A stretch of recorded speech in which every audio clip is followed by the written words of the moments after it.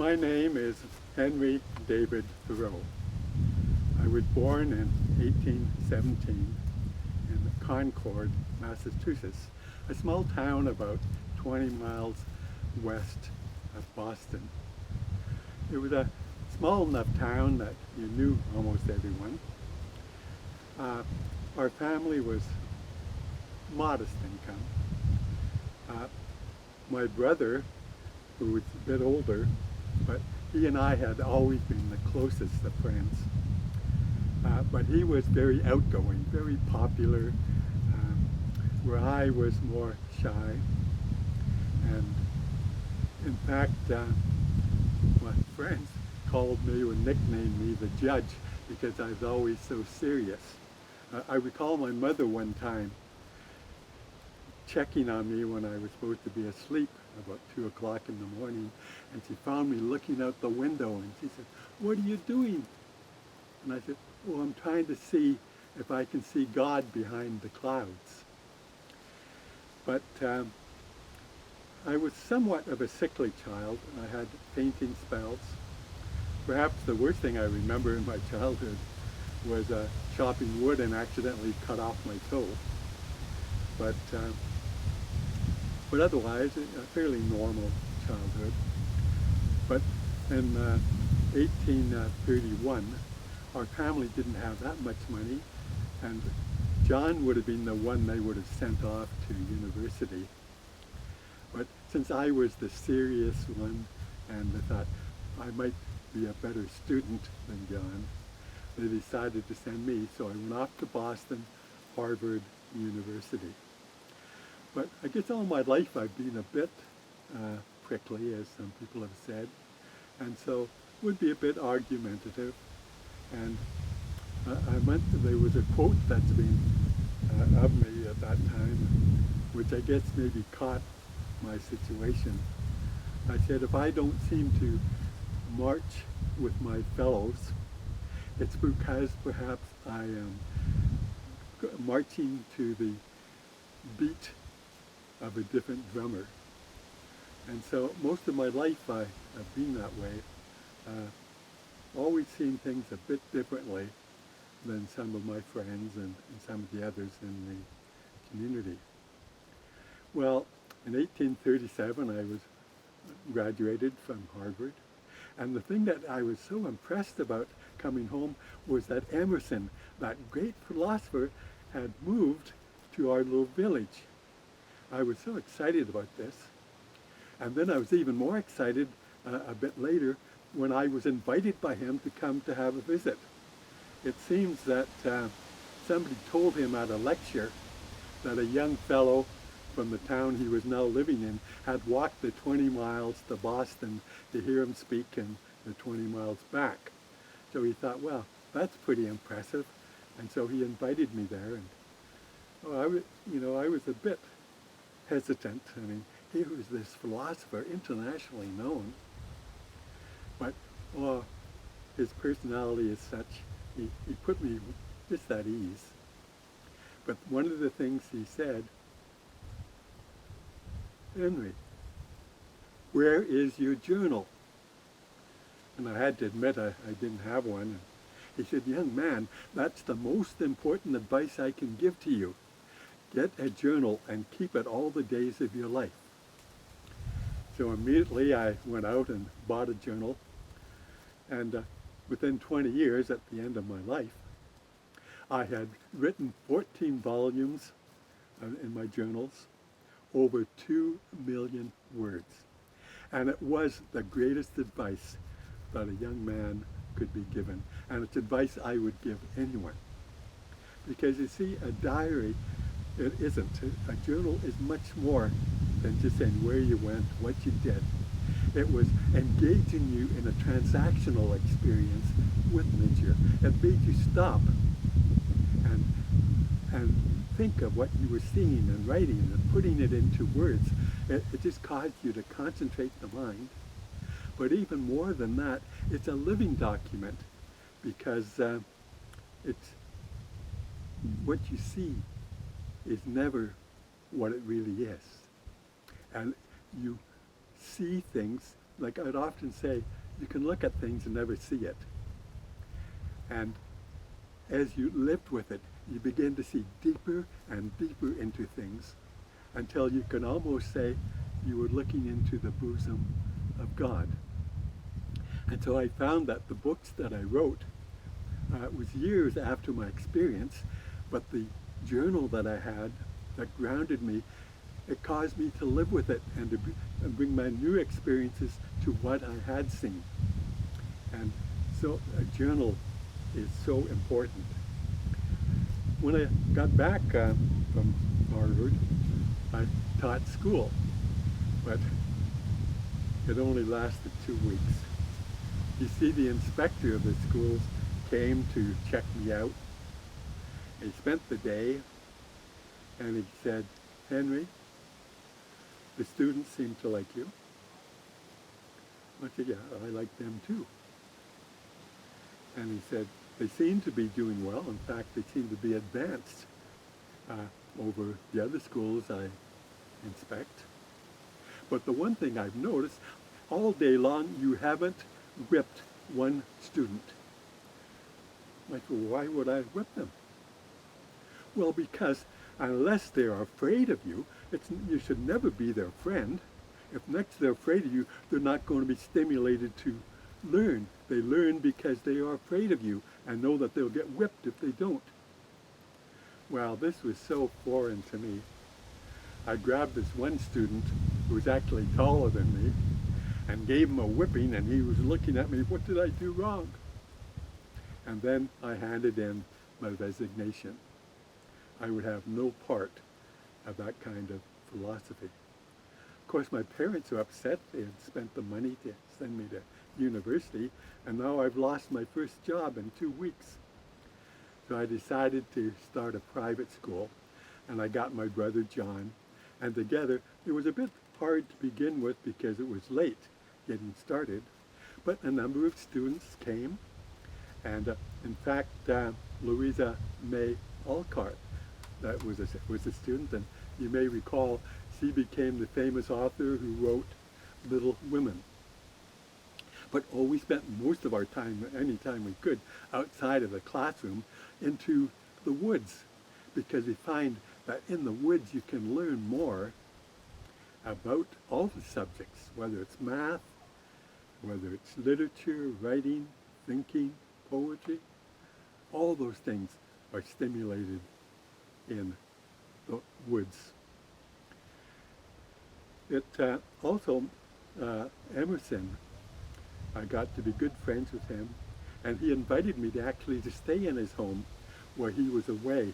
I'd look after the home while he was off lecturing and in various parts of the country or even other parts of the world. So I got to be at home when he would have other and very important people come to visit.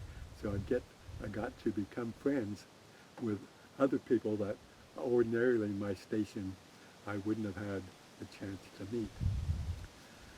Well, 1845, no, 42 actually, was the most terrible experience in my life.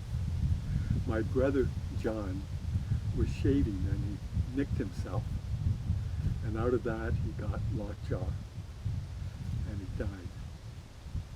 Well, I was so depressed. I mean, I was shadowed. He and I was like peas in a pod. I depended on him, and our friendship, I mean, I had no other friendship like it. And I just couldn't make sense of it. And then I decided I've got to discover what life is about. And so I went to Emerson, who owned a piece of land on Walden Pond, and asked him if I could build a little cabin and spend some time there. I didn't know how long, just that I might confront the basic elements of life.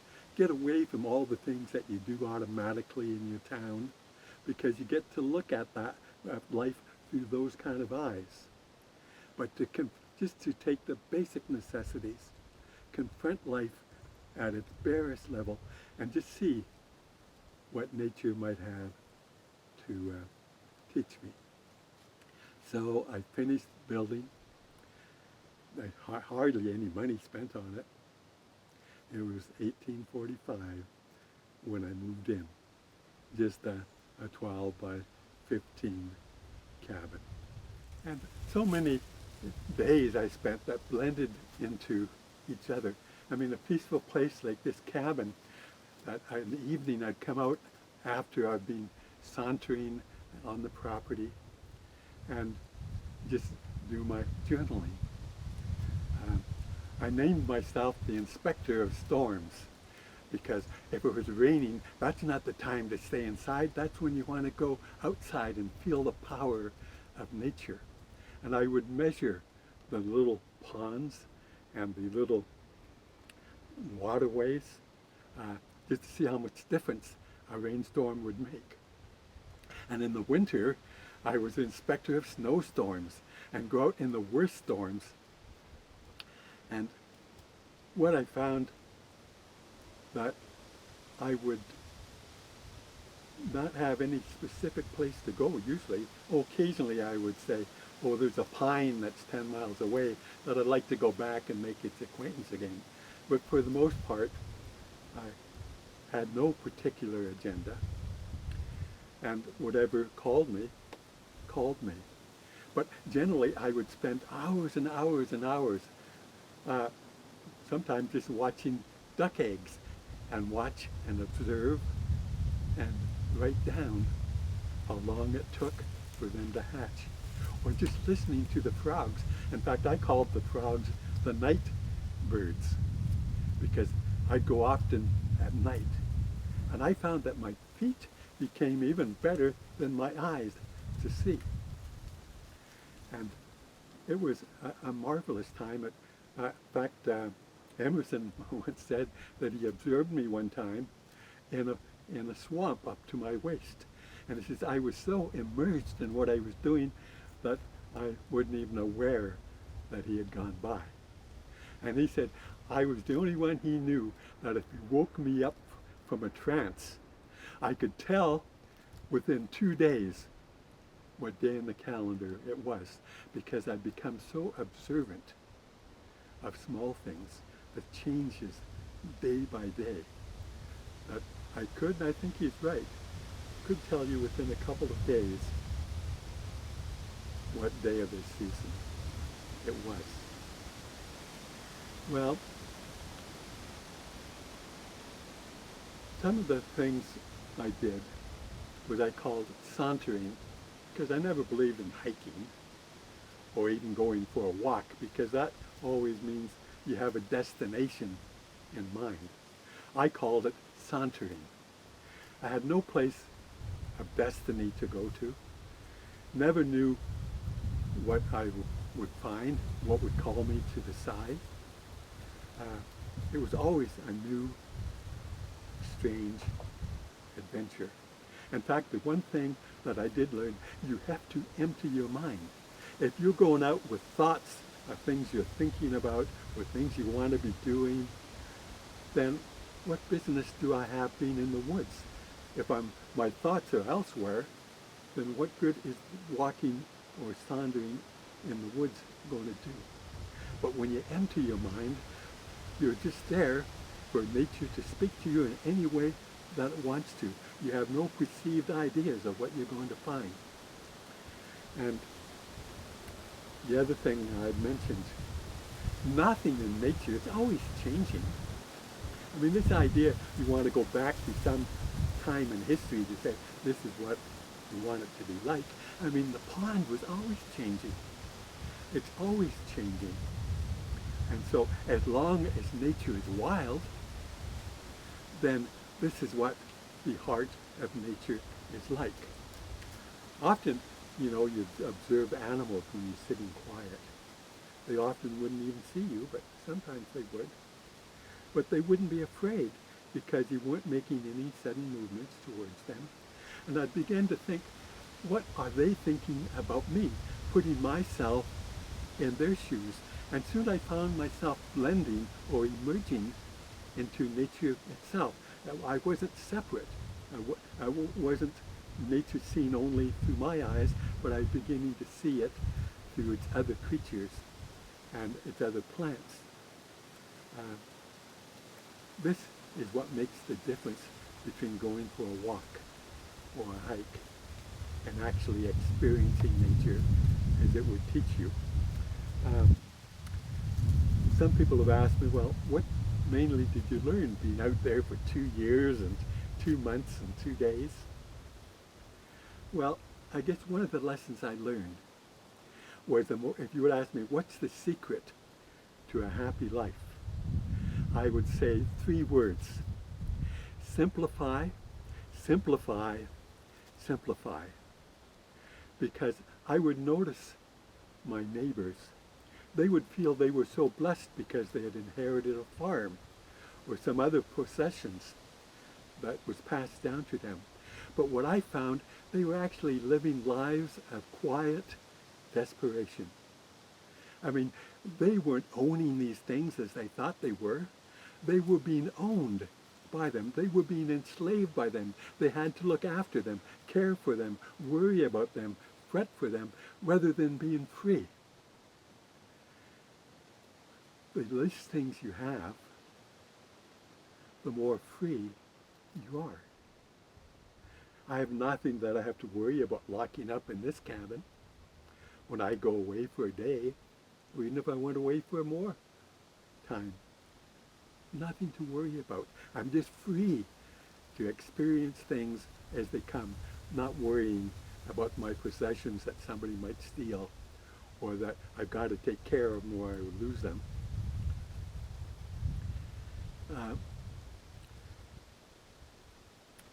I guess one of the things that people say, well, you go to a store and you say, oh, I'd like that. How many dollars will it cost me? I never approached life like that. I approached it as that thing that I think I might want. How much mortgage of my freedom do I have to give to get it? How many days of work do I have to trade in order to get that? And you know, most times I didn't need that thing as much as I needed my freedom. And at my funeral, actually, Emerson said he found me to be the richest man that he had ever met because I knew what I didn't need. And again, my advice is to simplify. Don't get yourself caught up in all the trappings that you think you need, because all that does is add burdens to your life. I also was asked, do you believe in heaven? And I would say, well, heaven is right under my feet. I mean, you just stop any spot here and examine what's under your feet and you'll see heaven is right there. You don't need to be thinking and wondering what heaven might be after life. You've got it here. Enjoy it now. Understand it. Don't just dismiss it as being nothing. And another preacher asked me, he said, Henry, you believe in life after death? And I paused and said, one life at a time. Why speculate on the next life? And by so spending all your time worrying and wondering about it, you've missed everything that you're here for. It's the now that you need to experience. Experience it, drink it, deep it. And that's the best preparation for any next experience that you may have. But I guess if I was to say, what was the biggest thing I was taught in wilderness? And that is that wildness is the preservation of the earth. It is nature ungoverned by man, wild and free, doing whatever it will do given the circumstances it finds itself. That is what we need. That is our roots. That's where we came from. And that is what we need. In fact, I've said, recommended, every town should have a park, or I should say, a primitive forest of at least 500 to 1,000 acres where not a whit of wood will be cut. It's just a common area for people to enjoy wildness, not to exploit it, just to enjoy it, to discover it, to refresh yourself. Oh, I've read the Bible, and occasionally I've went to church. But I think, when they said, 6 days man must work, and the seventh you keep it holy, it's a day of Sabbath, a day of rest. I think they got that backwards. It should be 6 days a week. You keep it holy. You refresh yourself, you restore your soul, and 1 day a week toil for what essentials you need. And that's all you need. If you simplify, 1 day a week is all you need to mortgage your life for some of the basic things like food. But that's what I discovered in wildness, is the preservation of the earth. Now, I won't get into this now because I really don't have the time. But when I left, some people think, well, I was a hermit. I certainly wasn't. I mean, there was another aspect of my life which was social justice. I remember going back to Concord one day, and this guy that was retiring, he was the one that collected the taxes and so forth. And he said, Henry, I've had you down here for a few years. You haven't paid your taxes. And I'll be retiring. I've got to get my books up to date. I've got to collect the tax. And I said, you're not going to collect it from me. Well, why not?